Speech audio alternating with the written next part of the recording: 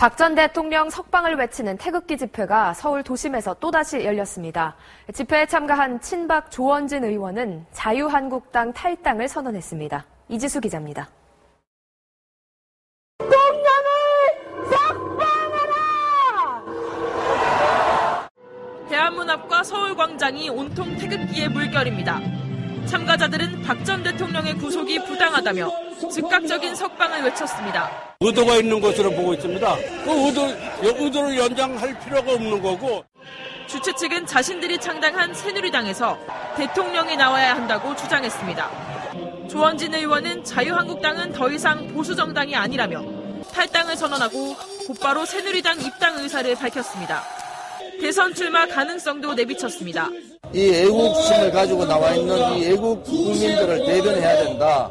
그리고 모섬으로서 역할을 다하겠다. 참가자들은 대형 태극기를 앞세워 을지로 입구에서 대한문까지 거리 행진을 벌이기도 했습니다. 경찰은 만일의 사태에 대비해 106개 중대 8,500명의 인력을 배치했지만 별다른 충돌은 없었습니다. 폭력적이지가 않고 정말 나라를 위해서 정말 어르신들이 힘들게 나와서 하는 거 계속 보면서 저희들도 힘들지만 나오고 있어요. 주최 측은 대선 전까지 매주 토요일 태극기 집회를 이어간다는 계획입니다. MBC 뉴스 이어간 뒤 다음 주 후반쯤 박 전 대통령을 기소할 방침입니다. 김수근 기자입니다. 오전 8시 반쯤 검찰 수사팀이 탄 승합차가 서울구치소 정문을 통과합니다. 오늘도 한웅재 서울중앙지검 형사 8부장 검사와 지원검사, 그리고 여성 수사관이 투입됐습니다. 박 전 대통령 측 역시 유영하 변호사가 입회했습니다. 오전 9시부터 시작된 조사는 8시간 30분 만인 오후 5시 반쯤 끝났습니다. 지난달 31일 박 전 대통령 구속 후 검찰의 방문 조사는 지난 4일과 6일에 이어 세 번째입니다. 지난 1차 조사에서는 박 전 대통령이 받고 있는 13가지 혐의 전반을 조사한 검찰이 2차 조사 이후부터는 각각의 혐의에 대해 구체적인 사실관계를 확인한 것으로 전해졌습니다. 특히 앞선 조사 내용과 박 전 대통령의 답변에 모순점은 없는지 면밀히 살펴보고 있습니다. 검찰은 다음 주에는 유원석 특수 1부장 검사를 투입해 삼성의 뇌물수수 관련 혐의를 집중 추궁할 방침입니다. 이틀 간격으로 조사를 이어가고 있는 검찰은 앞으로 서너 차례 더 방문 조사를 할 것으로 보입니다. 이어 대선 공식 선거운동이 시작되는 17일 이전인 다음 주 후반쯤 박 전 대통령을 재판에 넘긴다는 방침입니다. 이런 가운데 서울구치소 앞에서는 오늘도 박 전 대통령의 지지자들이 모여 석방을 요구하는 집회를 열었습니다. MBC 뉴스 김수근입니다. 박 전 대통령 석방을 외치는 태극기 집회가 서울 도심에서 또다시 열렸습니다. 집회에 참가한 친박 조원진 의원은 자유한국당 탈당을 선언했습니다. 이지수 기자입니다. 대통령을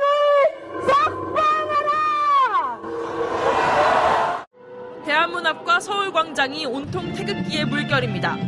참가자들은 박 전 대통령의 구속이 부당하다며 즉각적인 석방을 외쳤습니다. 의도가 있는 것으로 보고 있습니다. 그 의도를 연장할 필요가 없는 거고.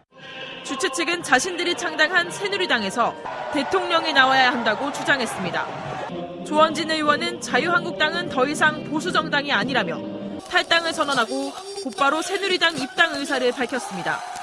대선 출마 가능성도 내비쳤습니다.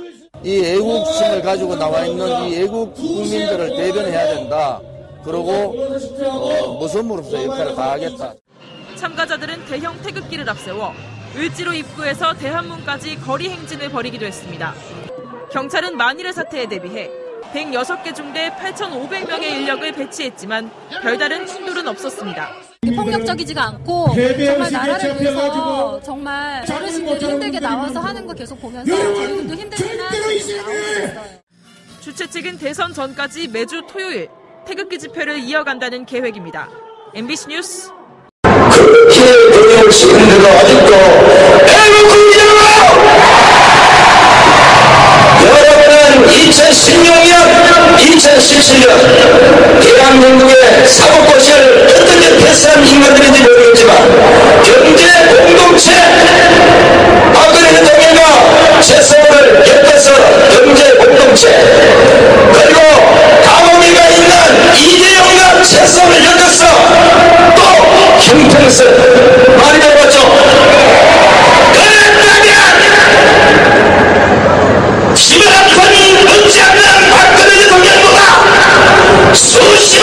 정선을 차원한 김대중 정부, 노무현 정부, 이명박 정부에서 경제 공동체 역할을 한 이 희로 건약소 이명박도 구속해야 되는 거 아닙니까?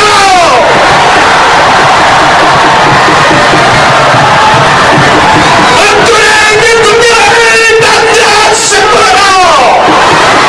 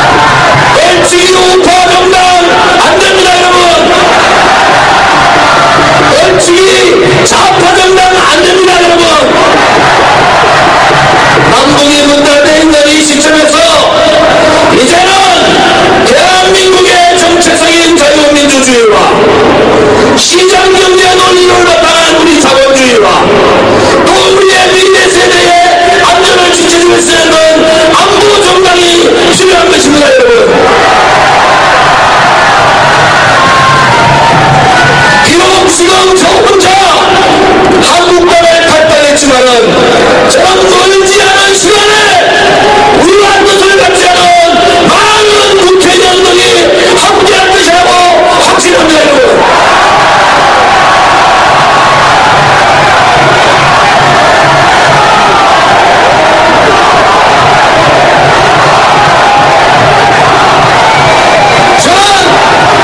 여러분의 앞에 있지 않겠습니다. 저는 여러분의 종이 되겠습니다. 저는 여러분의 모습이 되겠습니다. 대구 국민들께서는 이제 좌절하지 마십시오. 우리가 졌습니다, 여러분. 우리는 반드시 승리할 수가 있습니다. 외국 국민들께서 생각하는 것이야말로 바로 이 진정한 우파, 대한민국의 정체성을 지킬 수 있는 진정한 우파 정당의 승리 아니겠습니까, 여러분? 이제 함께 합시다. 해방기관을 얻는 모든 세력들은 모든 잡념, 모든 생각을 버리고 함께 합시다. 함께 나아갑시다, 여러분. 존경하고 사랑하는 애국 국민 여러분, 이제 여러분들이 함께 뭉쳐준다면 전국 좌파들에게 정권 전대에 넘기지 않습니다. 널찍이 보수정당 배신의 정당에게 절대로 정권 넘기지 않습니다, 여러분. 하나가 될 때 우리 대구 개국 국민들이 하나가 될 때 우리 목표는 반드시 이룰 수가 있습니다.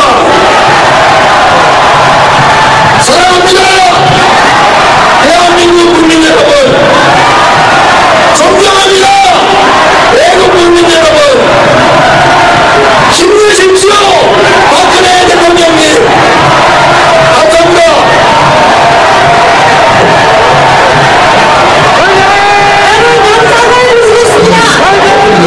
다들 아버지신 안민석님께서 3년 동안 정말 충분하게 준비하고 기획해서 터뜨려서 이제 그 기다림을 가리자는 결실까지 내렸습니다. 그 가운데 상당한 큰 수를 이룬 사람이 그동안 여러분 지지를 받아서 탄핵의 수혜만 입어가지고 어떻게 대한민국의 미래를 짊어질 대통령이 되어오시나 그건 잘못된 거죠.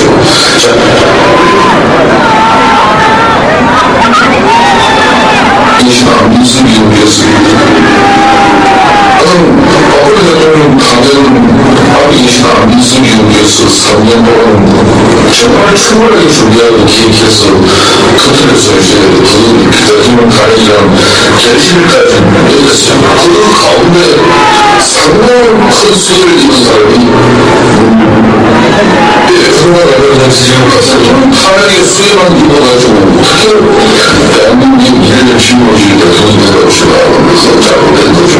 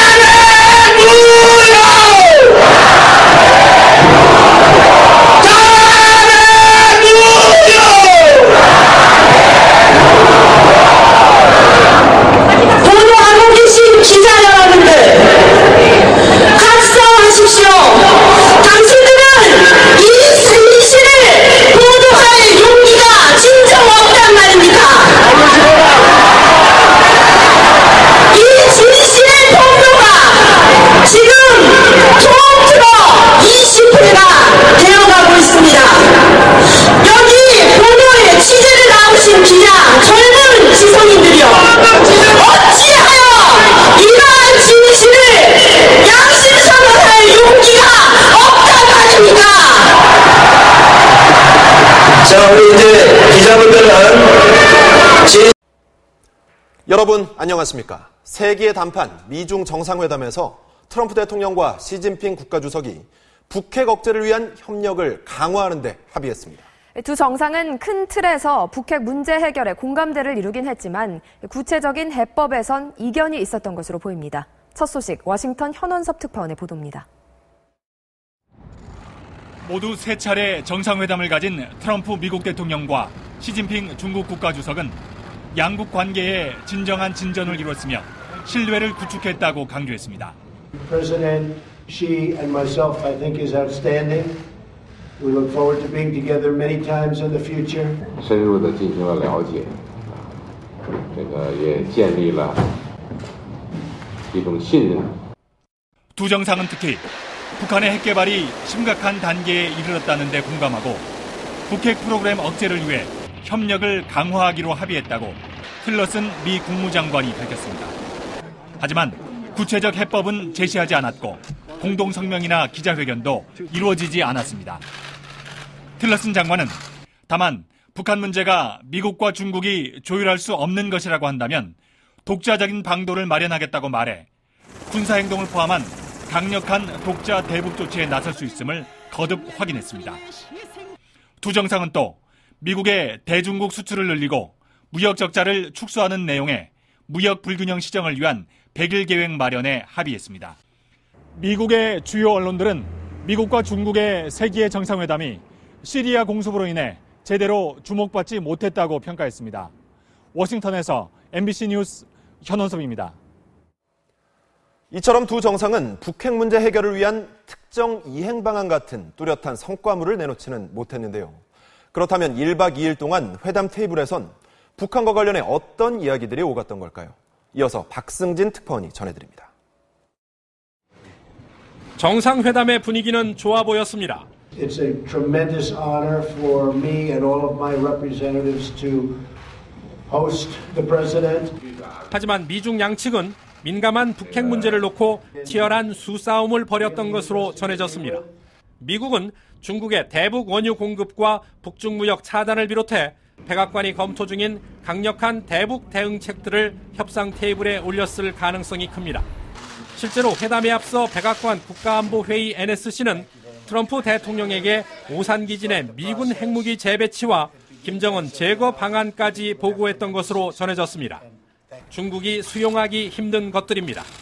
중국은 제재와 대화 병행이 현실적이라는 기존 입장을 피력하면서도 북한의 도발 위협도 현실인 만큼 신뢰를 강조하면서 북핵 억제를 위한 협력 강화에 합의했을 거란 분석이 나옵니다. 정상회담 도중 내려진 트럼프 대통령의 시리아 공군기지 공습 명령도 중국을 압박한 결과가 됐습니다. To the actions that he felt needed taken, I think it sent a very strong signal not just to Syria but throughout the world. 문제는 다음 단계입니다. 중국이 북핵 해결을 위해 어떤 노력을 할 것이냐입니다. 당장 임박한 것으로 알려진 북한의 6차 핵실험 도발을 중국이 저지할 수 있을지가 관건입니다. 워싱턴에서 MBC 뉴스 박승진입니다. 중국 반응도 살펴보겠습니다. 중국은 회담이 성공적이었다고 평가하고 북핵 문제에 대해서는 침묵하고 있는데요. 하지만 미국의 초강경 입장을 직접 확인한 이상 결국은 행동에 나서지 않겠느냐는 관측입니다. 베이징 김현석 특파원입니다. 중국 외교부와 관영 매체들은 일제히 미중 정상회담이 우호와 협력을 다지는 성과를 거뒀다고 평가했습니다. 这次两国元首会晤是积极和富有成果的，双方同意共同努力扩大互利合作领域，并在相互尊重的基础上管控分歧。 또 두 정상이 트럼프의 손주들이 부르는 중국 노래를 감상하고 함께 산책하는 장면 등을 소개하면서 정상회담이 우호적 분위기에서 진행됐음을 강조했습니다. 특히 환구시보는 협력과 소통의 필요성에 인식을 같이 한 데 회담에 의미가 있다면서 두 정상이 중대한 시기를 맞아 미중 관계에 동력을 불어넣었다고 극찬했습니다. 그러면서도 중국 언론들은 북핵 문제에 대해선 침묵했습니다. 그러나 트럼프 대통령이 북한에 대한 선제 타격 가능성을 경고하고 시리아 공습으로 압박 강도를 높인 상황에서 중국이 앞으로도 소극적 자세로 일관하긴 힘들 것이란 관측이 많습니다. 우선 중국이 북한에 특사를 보내 미국의 초강경 입장을 설명하고 추가 도발을 억제할 수도 있다는 관측이 제기됐습니다. 또 미국의 세컨더리 보이콧 확대를 막기 위해 대북 제재를 강화할 것이라는 전망도 설득력을 얻고 있습니다. 베이징에서 MBC 뉴스 김현석입니다. 트럼프 대통령은 오늘 아침 황교안 대통령 권한대행에게 전화를 걸어 회담 결과를 설명했습니다. 자신이 시진핑 주석에게 한미동맹의 중요성을 강조하고 사드 문제에 대한 입장도 전달했다고 말했습니다. 이 소식은 이상민 기자가 보도합니다. 도널드 트럼프 대통령과 황교안 대통령 권한대행의 통화는 20여 분간 이뤄졌습니다. 트럼프 대통령은 미중 정상회담 결과를 설명하면서 북한 핵과 미사일 문제를 깊이 있게 논의했고 특히 한국과 한미동맹이 미국에 중요하다는 점을 시진핑 주석에게 충분히 강조했다고 전했습니다. 사드 배치와 관련한 미국의 입장도 시 주석에게 전했다고 밝혔습니다.